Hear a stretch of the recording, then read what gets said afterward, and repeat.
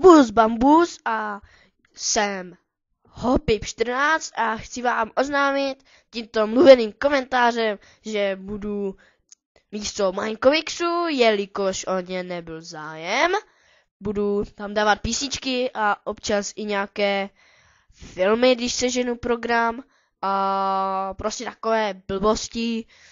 Možná někdy časem budou i videa z her, až budu mít nový počítač, tak si koupím Fraps a budu natáčet různé hry a no to by bylo tak do budoucna.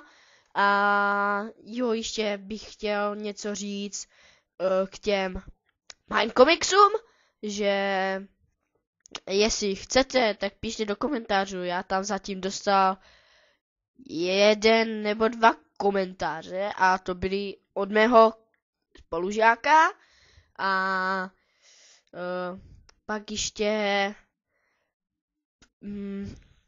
ty písničky píšte do komentářů, jako byste chtěli písničku, dám tam i odkaz na download a to by bylo asi tak vše a no, to by bylo všechno zatím a vlastně budu dělat takovéhle mluvené komentáře, abyste nemuseli číst a já to taky nemám rád, takže to by bylo asi k tomu všemu.